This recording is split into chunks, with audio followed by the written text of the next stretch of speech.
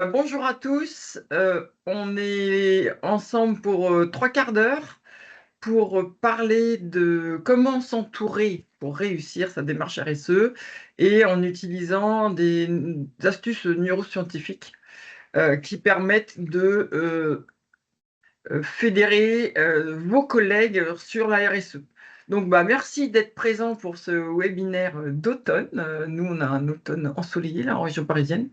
Et en fait, pourquoi on a eu l'idée de ce webinaire, c'est que on a pas mal de clients quand même qui nous remontent le fait que ils se sentent un peu seuls ou ils ont des difficultés, ils ont l'impression d'être seuls dans l'entreprise à ramer dans un sens et que tout le monde rame dans l'autre sens. Enfin, voilà, donc avec parfois un sentiment de fatigue, de choses comme ça.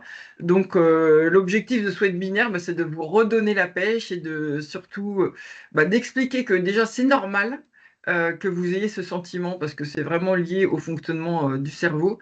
Et puis surtout, c'est vous donner des clés pour vous aider à faire les bonnes actions au bon moment qui vont être efficaces et qui vont garder votre énergie pour l'ensemble de vos missions. Donc, juste pour me présenter, moi je suis ingénieur agronome, je suis Frédéric Chalony, je suis ingénieur agronome de formation, j'ai fait un MBA en RSE en 2010. J'ai été responsable RSE d'une entreprise, d'une compagnie d'assurance mutualiste pendant 7 ans.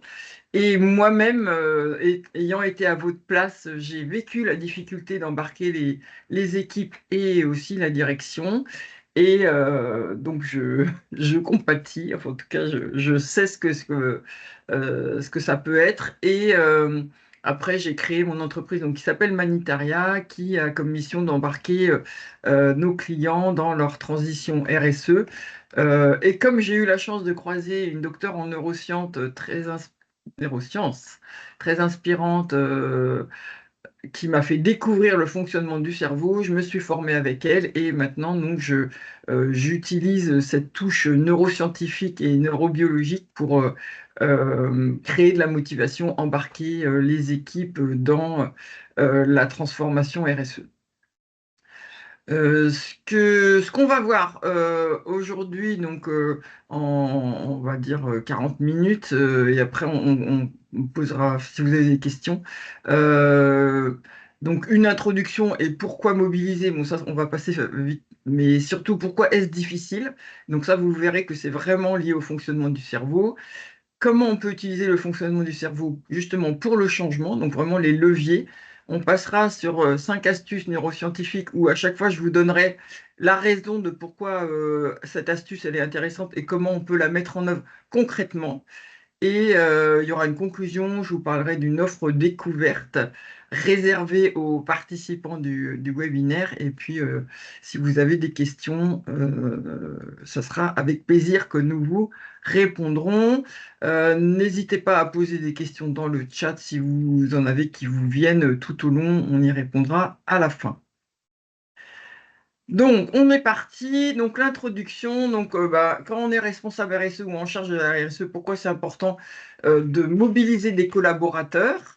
Eh bien, le proverbe le dit, tout seul on va plus vite, mais ensemble on va plus loin. Donc, si vous êtes dans une entreprise et que vous êtes une ou deux personnes, en général les services RSE sont quand même assez compacts, vous allez avoir du mal à faire bouger les lignes avec ce sentiment éventuellement d'épuisement et avoir des résultats qui vont être frustrants, avec l'impression de dépenser beaucoup d'énergie pour des résultats pas si élevés que vous auriez voulu. Donc ça, c'est déjà un point important, hein, c'est que pour vous sauvegarder, vous, votre énergie et pour aller plus loin aussi.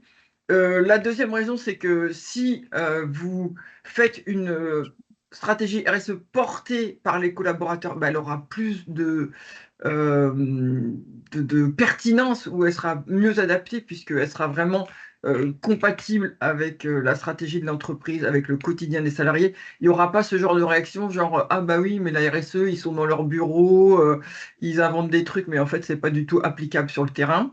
Donc voilà, plus vous vous entourez, plus ça va faire tomber ce genre de frein.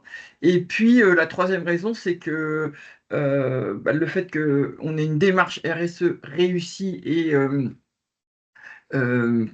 portée, elle va créer l'adhésion de tous et donc elle va donner du sens, elle va renforcer la marque employeur, le sentiment d'appartenance, donc beaucoup de bénéfices. Donc vraiment l'avantage d'avoir euh, une stratégie RSE portée et ancrée et où chacun est acteur.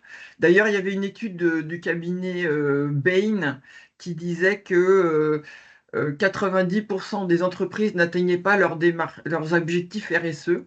Et la principale raison, c'était que, c'est que les personnes n'adhéraient pas, ne comprenaient pas. Voilà, donc, du coup, ils privilégiaient leurs autres missions.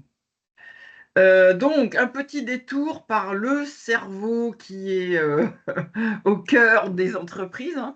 Alors, je fais une toute petite page de pub personnelle parce que j'ai eu la chance d'être sollicité pour faire une conférence TEDx où j'ai parlé plutôt du cerveau d'un point de vue personnel et par rapport au changement climatique, mais toute la partie justement aversion au changement, elle est valable. Donc, si ça vous intéresse, n'hésitez pas à aller sur YouTube pour la retrouver. Sinon, il y a le QR code. Mais en tout cas, sachez que nous, tous les humains, on a une aversion au changement qui est ancrée dans notre cerveau, dans nos gènes, parce que c'est ça qui a assuré notre survie, en fait, quand on était, enfin, en tout cas, nos ancêtres, quand ils étaient dans la savane, chasseurs-cueilleurs, c'est ça qui a permis de réduire l'énergie, de se protéger par rapport à des dangers, mais qui se retrouvent être un peu compliqué justement quand on a besoin de changement dans les temps qui sont actuels, on a besoin de changement, et ben notre cerveau automatique, il refuse ça, donc il va falloir le convaincre. Alors, comment on fait pour le convaincre?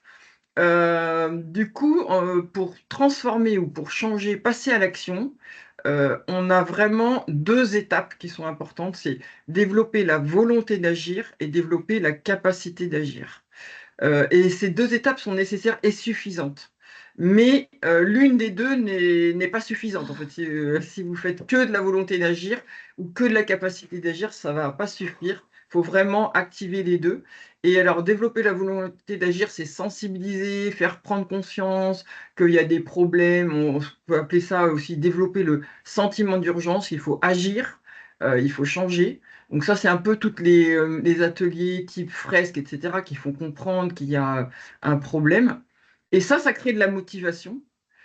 J'ai envie de changer, mais malheureusement, et on le sait tous quand on a eu envie de se mettre au sport ou de se mettre au piano ou je sais pas, de se lancer dans une activité, ça suffit pas la motivation parce que il se passe plein de choses qui fait que on ne passe pas à l'action et donc il faut vraiment agir sur l'autre pilier qui est la capacité d'agir. Et là, on va voir comment on peut enfin, mettre en place des choses pour cette capacité d'agir. Et c'est vraiment seulement si on a les deux, la volonté et la capacité d'agir, que on va vraiment passer à l'action et changer. Et j'ai mis en dessous le fait que dans tout ce processus de transformation, il faut aussi un sentiment de récompense qui va générer de la dopamine, donc activer le processus de la récompense et qui va faire on n'abandonne pas, enfin qu'on va continuer. Donc, je vais pas développer tellement la volonté d'agir parce que on connaît plus, en fait, parce qu'il y a déjà pas mal d'outils. Je vous disais, je parlais des fresques, type fresques du climat, etc., qui vont développer la volonté d'agir et la motivation. Je vais plus parler sur la capacité d'agir. Et sur la capacité d'agir, on y rentrera plus après, mais il y a deux choses qui sont importantes parce que le cerveau va prendre ses décisions sur est-ce que j'ai des bénéfices et est-ce que c'est facile ou difficile pour moi? Et donc, il va falloir vraiment aller sur les bénéfices. qu'est-ce que ça apporte à la personne d'un point de vue professionnel, mais aussi personnel, et comment on fait pour réduire l'effort perçu. Parce que l'effort perçu peut être vraiment un, comment dire, si l'effort perçu est trop élevé, il va y avoir un échappatoire. On va aller dans le déni, dans la dissonance cognitive, etc. Donc c'est vraiment important de réduire l'effort perçu. Et là, je dis des choses qui sont en général, hein, d'ailleurs, si vous voulez vous mettre au piano, ça peut marcher aussi. Quels sont mes bénéfices et comment je vais réduire l'effort perçu. Donc l'entraide, le sentiment de maîtrise, l'élargissement du champ des possibles, expérimenter, valoriser ce qu'on a déjà fait, etc.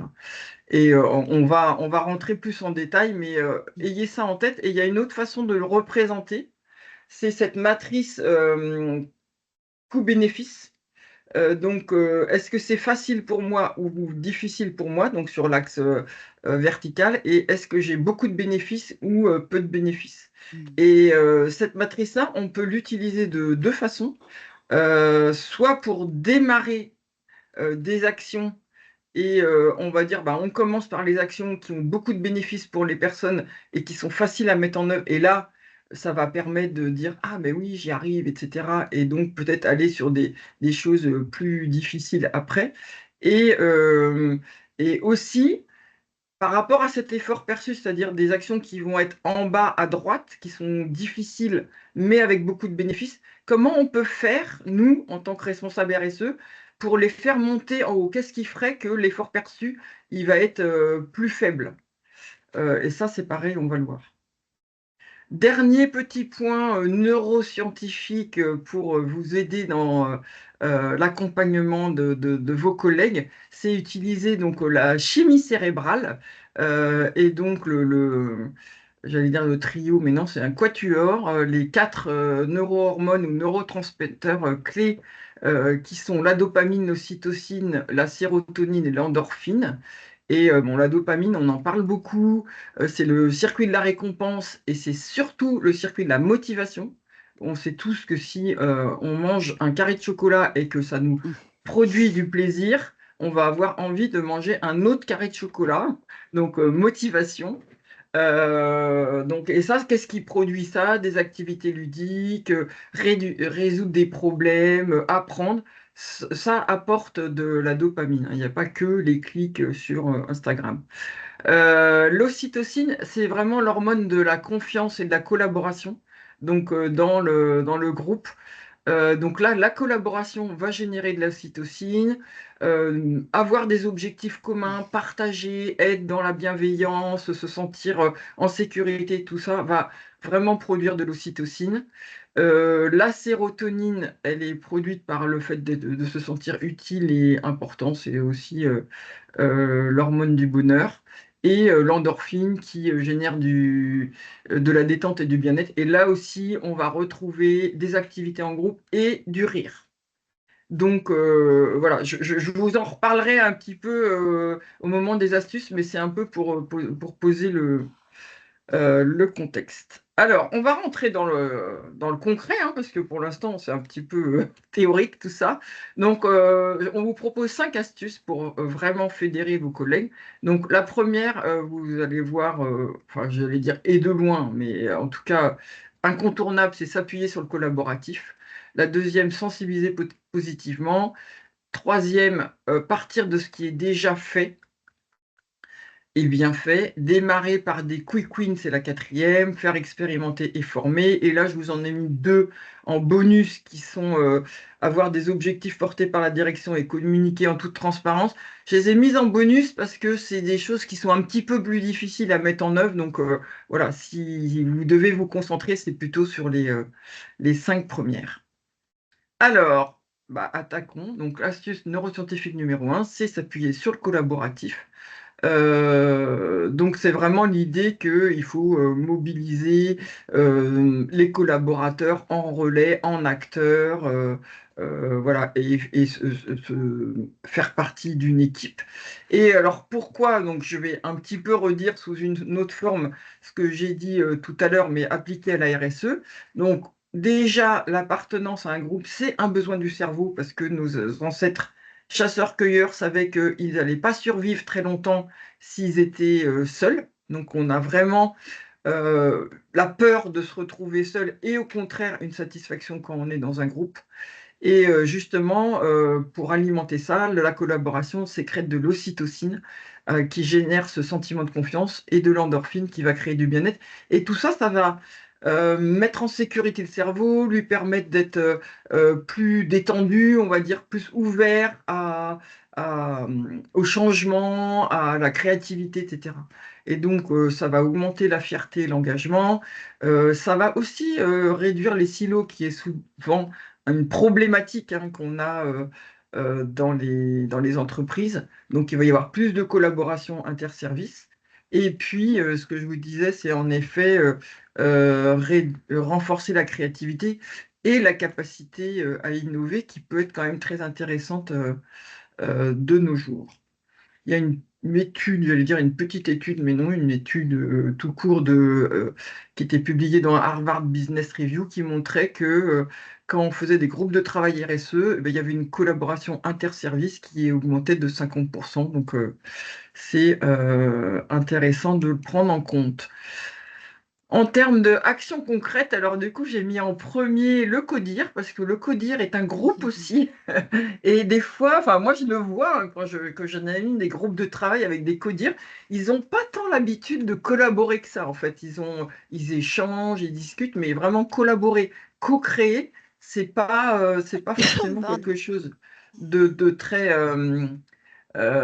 très classique. Et donc leur faire travailler sur euh, alors, il y a quelqu'un Pardon. qui a son micro d'allumé. Euh, un autodiagnostic type force, faiblesse, opportunité, menace par rapport à la RSE, ça peut être très intéressant par rapport au climat, par exemple, de dire quels sont nos risques, qu'est-ce qu'on a déjà fait, est-ce qu'on doit s'adapter, est-ce qu'on doit atténuer. Ça, c'est vraiment intéressant et ça va voilà, être riche parce que l'intelligence collective, c'est toujours riche. Et au-delà du comité de direction, avoir vraiment un groupe projet. Enfin, on l'appelle comme on veut, hein, une communauté, des ambassadeurs, voilà, après ça peut être des groupes de travail plus spécifiques, mais avoir vraiment euh, cette communauté où on peut s'épauler,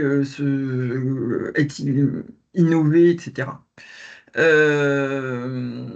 Et utiliser les jeux pédagogiques. Alors j'ai mis sans modération parce que vraiment, on verra avec celui d'après, mais le jeu a plein d'avantages en fait. Il permet l'apprentissage, il permet de créer des liens, il génère du rire et voilà, de l'endorphine, de la dopamine, et il crée des émotions positives. Et vous avez vu, tout à l'heure, j'ai dit récompense. Enfin, il faut vraiment alimenter le cerveau en émotions positives parce que je me rappelle de quelqu'un qui était au CODIR dans une entreprise et qui m'avait dit l'année dernière j'ai fait la fresque du climat au CODIR, ils m'ont dit tous c'est très très bien et puis maintenant à chaque fois que je leur parle de faire des actions RSE ils me disent ah non non non la RSE c'est trop déprimant voilà donc d'où l'intérêt quand même d'ancrer des souvenirs un peu positifs.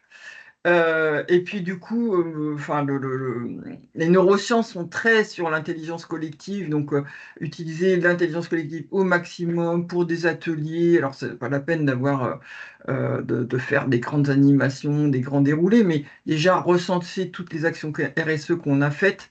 Ça c'est un grand classique pour se rendre compte qu'il y a plein d'actions en fait qui sont faites à droite à gauche. Ça peut être pour faire un benchmark de ce que font les concurrents sur le secteur. Donc ça, vous prenez des commerciaux, des gens qui sont en contact avec voilà, des clients, des concurrents, etc. Et là, vous allez avoir plein d'idées sur ce que font ce que fait le secteur.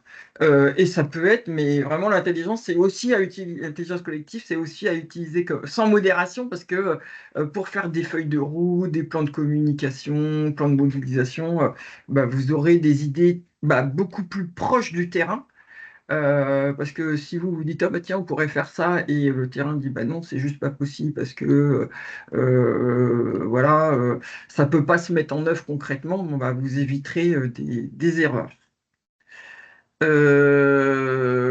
Voilà, astuce numéro 2. Donc, j'ai un peu dit, je vais sans doute, vous allez retrouver hein, des choses que j'ai déjà dites, mais un peu différemment, où j'appuie sur d'autres choses, mais sensibiliser positivement. Et donc, ça, c'est vraiment aussi fondamental parce que si on ne sensibilise pas avec des solutions ou avec voilà, un côté un peu ludique, le risque c'est quand même que le cerveau, enfin que nous, tant qu'être humain, on se dise maintenant c'est fichu et donc qu'on sombre soit dans la tristesse, soit dans le déni et que finalement ça soit contre-productif.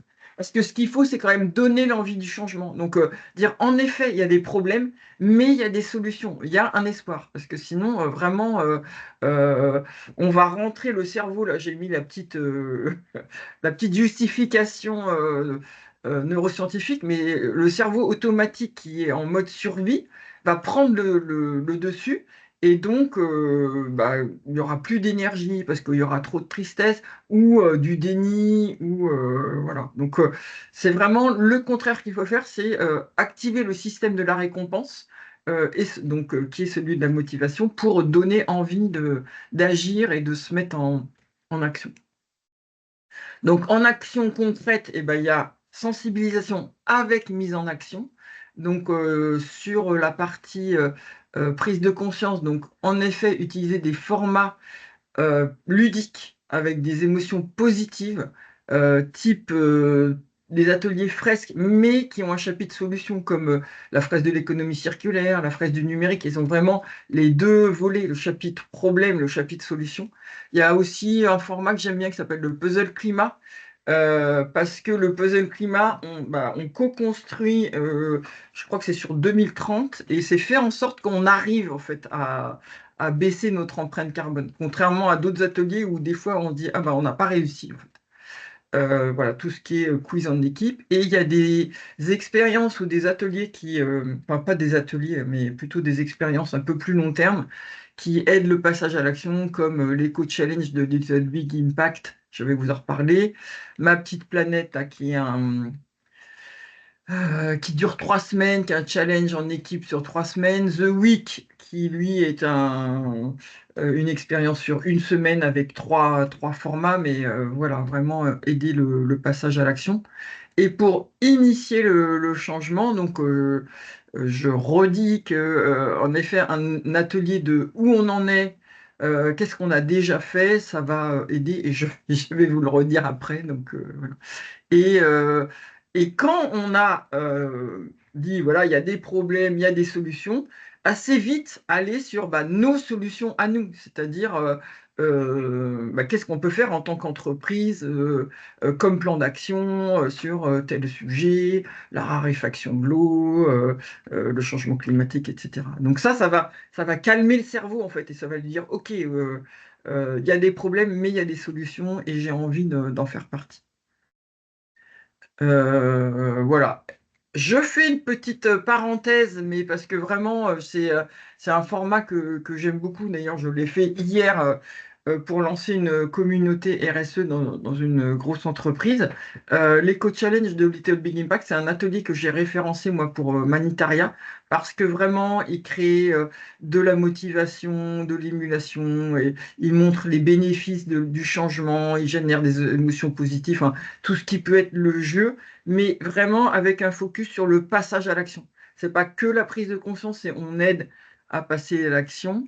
Et d'ailleurs, il se fait comme ça en 4 parties. Donc on comprend la situation actuelle, donc on revient un peu sur bah, les problèmes environnementaux, climat, etc. Mais on passe, déjà on le fait de façon ludique. Après, on montre les bénéfices en fait du changement. Donc voilà, pour ce qu'on disait, pour avoir des bénéfices personnels et pour les entreprises. Après, on se met, nous, enfin les participants, au cœur du problème pour éviter de dire c'est la Chine, c'est le Qatar, etc.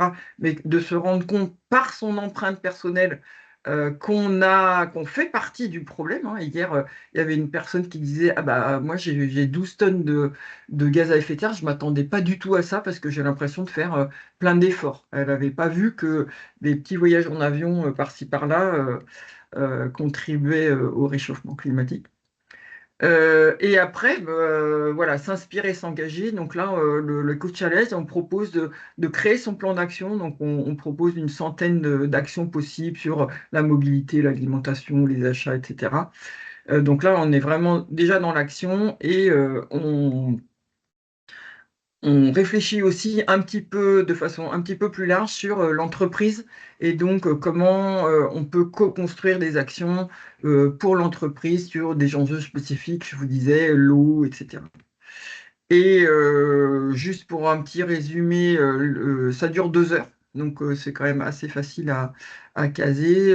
Bon, c'est en présentiel, jusqu'à 14 personnes par animateur. C'est un budget qui est quand même assez réduit. Et voilà, les 4 étapes, on les a vues. Normalement, le challenge, il est prévu pour durer. Donc, l'atelier, c'est un atelier de lancement. Et après, il y a un challenge par équipe de 3-6 mois qui va continuer à faire de l'émulation, de la motivation pour vraiment passer à l'achat, à l'action. Et l'atelier, il a un taux de satisfaction énorme. Et enfin, moi, c'est toujours un plaisir de voir les gens qui sortent souriants et qui disent j'ai hâte, je suis impatient. Enfin, voilà, c'est vraiment toujours très, très chouette. Donc ça, c'était l'astuce numéro 2. Astuce numéro 3, bon, finalement, on l'a quand même déjà pas mal vu, mais c'est partir de ce qu'on a déjà fait. Et notamment, il y a ce chiffre du GRI qui dit que quand on valorise les actions déjà faites, on a un engagement des employés de plus de 30%, parce que notre cerveau, il va agir en fonction de l'effort perçu du changement. Et bah, plus on part pas de zéro et bah, plus l'effort perçu il est réduit. Donc voilà, se rendre compte qu'on a déjà des actions RSE, ça permet de réduire cet effort perçu. Et bah, qu'est-ce qu'on peut faire? Donc je vous ai dit faire un atelier où tout le monde collabore pour dire ah bah tiens dans mon service on fait ci, j'ai entendu parler de ça.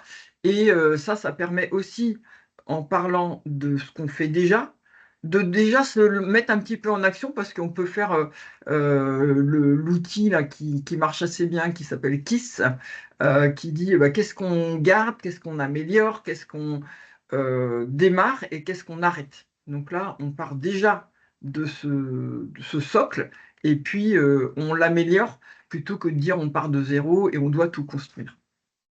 Et puis aussi pour réduire l'effort perçu, enfin de partir de ce que les concurrents ont fait, ça peut aussi aider. L'astuce numéro 4, qui est bien importante aussi, c'est démarrer par bon, le mot anglais pas très joli, quick win, donc les succès rapides et les célébrer. Et ça, c'est encore une histoire d'effort perçu. C'est que si on fait des marches trop hautes, en fait, ça va mettre des mois, et puis on va dire, oh là là, on va jamais y arriver, etc. Donc, c'est vraiment faire des petites marches, et notamment la première marche, enfin, les premières marches, c'est très important, parce que ça lance la mécanique, et ça donne confiance, etc. Et donc là, si on se fixe des petits objectifs avec un quick win, et on le célèbre, et ben, du coup, ça y est, on a commencé, quoi, on a initié, donc on part plus de on réduit l'effort. Et les avantages aussi, si on élargit un petit peu plus, c'est bah, montrer que dans toute l'entreprise, bah, qu'on a fait des choses et donc ça montre un peu la volonté. Ça peut faire réfléchir sur les bénéfices en disant bah, tiens, on a fait ce truc-là. Est-ce que ça nous a apporté des bénéfices? Est-ce que, je sais pas, si on a remplacé les bouteilles d'eau par des fontaines, bah tiens, bah c'est quand même pas mal, puisque finalement, maintenant, on a une fontaine avec de l'eau pétillante, avec de l'eau tiède, de l'eau froide, de l'eau chaude. Voilà, du coup, on a eu des bénéfices. C'est plus une privation de bouteilles de plastique, c'est au contraire des services en plus. Ça permet d'apprendre. faut vraiment, c'est important de dire bah, qu'est-ce qu'on a appris de ça? On a appris, bah, tiens, qu'il fallait impliquer tel service qu'on avait oublié, ou que on n'a pas assez communiqué, ou que voilà, on n'était pas assez nombreux, voilà. Donc, comment être dans une démarche d'amélioration continue, voilà, avec ce retour d'expérience. Et bah, concrètement, ça peut être plein de choses, hein, mais ça peut être bah, de lancer des challenges RSE dans les départements en disant, bah voilà, vous avez X mois pour nous trouver des actions RSE qui correspondent à tel et tel critère, qui doivent être, je sais pas, sans budget, qui doivent être mis, la possibilité de mettre en place en 2 mois, qui peuvent être transposables, etc. Vous définissez une espèce de petit règlement, et puis voilà, chacun va lancer son défi, et puis avec une émulation, et puis un partage. Une autre forme, ça serait de faire un questionnaire, un petit sondage, et de dire est-ce que vous avez des idées? Et puis de lancer ce qui a été mis comme facile. Et dans les actions concrètes, il faut célébrer les succès. C'est vraiment important de dire, voilà, on est arrivé, on a fait ça, vous voyez, on en est capable, etc. Et une autre chose, c'était de valoriser les gens qui portent les actions. C'est aussi pour changer la norme, en fait, un peu de dire, bah, les gens qui font des choses écolo ou inclusives ou avec le territoire ou avec l'éthique, eh ben, on les met en avant. Et du coup, la norme sociale, c'est ça, en fait, c'est de faire ce genre de choses. Et l'astuce numéro 5, et ben ça c'est quelque chose que je dis aussi dans la conférence TED, c'est de faire expérimenter, parce que notre cerveau, comme il déteste le changement, il va nous envoyer un tas de messages en disant c'est dangereux le changement, tu vas prendre des risques, ça va mal se passer, etc. Enfin, notre cerveau automatique nous envoie tous ces messages, et donc le fait de faire expérimenter, et ben en fait, les gens disent ah bah je croyais que ça allait être plus difficile, ou voilà, finalement bah, c'est plus facile que ce que je pensais, voilà.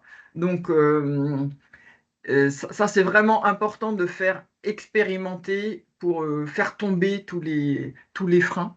Et l'autre volet, donc ça suffit pas d'expérimenter, c'est vraiment de former, c'est que le cerveau va avoir peur de l'inconnu parce qu'il ne maîtrise pas. Une des raisons pour lesquelles euh, il va avoir peur de l'inconnu et de l'effort, c'est de dire, oh là là, mais si je vais en vélo au travail, voilà, je vais me faire écraser, etc. Donc le fait bah, là en l'occurrence, ça serait apprendre le vélo ou se former, mais plus sérieusement sur vraiment se former, bah, ça va dire, ok, je maîtrise le sujet, je maîtrise le bilan carbone, je maîtrise la CV, l'analyse de cycle de vie. Et donc, voilà, ça va permettre aux gens de se lancer. Et d'ailleurs, un petit aparté, enfin, qui est quand même complètement dans le sujet, mais quand on parle de transformation et de changement de pratique, en fait, on confond souvent le fait de sensibiliser et de former. Si on regarde sur cet axe qui est d'un côté les compétences et de côté la conscience par rapport aux enjeux, au début, on est en bas à gauche, c'est-à-dire on est non conscient, non compétent. Donc, en effet, la sensibilisation va faire passer dans le côté conscient, mais toujours non compétent. Et donc, il faut aussi faire des formations pour faire passer les personnes dans le côté conscient et compétent. Et c'est seulement à ce moment-là que les personnes pourront s'engager en ayant ce sentiment de maîtrise et cette motivation. Donc, bah, des formations, je ne vais rien dire de plus, mais en tout cas, peut-être en utilisant les formations actions, donc là où on produit des choses, on co-construit des choses, donc ça va être plus concret. Et puis, on peut aller faire des expéditions apprenantes, hein, des learning expeditions, d'aller voir des entreprises qui nous inspirent, qui ont passé le pas, enfin, qui se sont engagées, et voir comment ça se concrétise. Bon, après, les astuces numéro 6 et numéro 7, je vais rien vous apprendre, c'est que c'est mieux quand c'est porté par la direction, hein, parce que, bon, ça, après, il y a une raison neuroscientifique, c'est que si le cerveau euh, pense que c'est pas porté par la direction, ça va lui faire une espèce de brouhaha dans sa tête en disant, OK, la responsable RSE me dit ça, le responsable RSE, mais la direction me dit autre chose, donc bon, finalement, il va rien faire.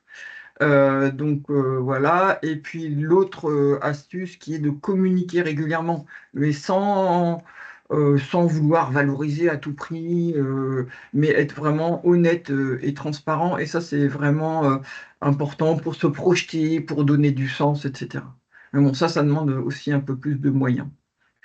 Voilà. Donc en termes de conclusion, bah, c'est vraiment basé sur le fonctionnement naturel du cerveau. Donc c'est là où ça va aller plus facilement et donc plus efficace. Donc le collectif, vous avez retenu le côté ludique et le côté positif. Et un truc que j'ai pas dit vraiment en tant qu'astuce, mais qui est un peu en filigrane, c'est que pensez parcours, c'est-à-dire vous n'allez pas changer vos collègues en, euh, en 5 minutes, en fait, ou en atelier de 2 heures. C'est vraiment un parcours. Donc c'est un peu l'ensemble de tout ça, en fait, euh, qui va faire que les gens vont se mobiliser et vous aider à faire vos missions. Ça peut pas être one shot. Enfin, si vous vous êtes mis au sport ou à la guitare, vous savez que ça se fait pas en une fois, quoi. Il y a vraiment tout un processus de changement. Pour finir, bah, comme vous avez été présent, on va vous offrir un petit cadeau qui est une autre découverte, donc réservée aux participants, voire aux gens qui vont voir en replay. L'atelier Eco Challenge, en présentiel en Île-de-France pour les fameux 14 participants. Si on a un accord avant la fin de l'année et à mobiliser sur le début de l'année prochaine, du coup, on vous offre un prix préférentiel de 600 euros. Voilà, n'hésitez pas à nous contacter pour, bon, si c'est pas l'atelier Eco Challenge qui vous intéresse, mais que vous avez des problématiques de ce sujet-là, n'hésitez pas à nous contacter. On va vous envoyer de toute façon un petit mail pour vous proposer un rendez-vous. Si vous avez des questions, il reste quelques minutes, j'ai été un petit peu plus bavarde. N'hésitez pas, ou s'il y avait des questions dans le chat, je sais pas, je vois pas le chat, mais. Alors, est-ce qu'il y a des questions par rapport à tout ça? Ça fait peut-être beaucoup d'informations en 40 minutes. Moi, j'aurais une question. Si demain, je veux mettre en place un atelier, par exemple, Eco Challenge, c'est quoi la première étape? Comment ça se passe? Un atelier éco-challenge, alors bah, c'est d'abord vous nous contactez, on voit ensemble bah, par rapport à la cible, voilà, qu'est-ce que vous avez comme objectif, parce que c'est quand même ça qui est important. Comment est-ce que c'est un atelier one shot? Dans quoi dans quel est le contexte en fait? Qui sont les personnes? Qu'est-ce que vous attendez de cet atelier, etc. Donc on définit un petit peu. Et après, bah, on fixe une date et puis on se met d'accord sur voilà, les 2 heures. Après, il peut y avoir une petite... parce que je l'ai fait hier avec c'est vrai qu'avec le plan d'action, il y avait quelques personnes qui auraient bien voulu aller plus loin sur la partie plan d'action. Donc, si pour vous c'est hyper important de sortir avec un plan d'action, on peut peut-être élargir un petit peu la durée, 2 h15, 2 h30, et là, ça permettra d'aller plus loin sur les échanges. Mais voilà, vous nous contactez, on en discute et puis on adapte un peu le format. Ok, super, merci beaucoup. Merci. Est-ce qu'il y a d'autres questions?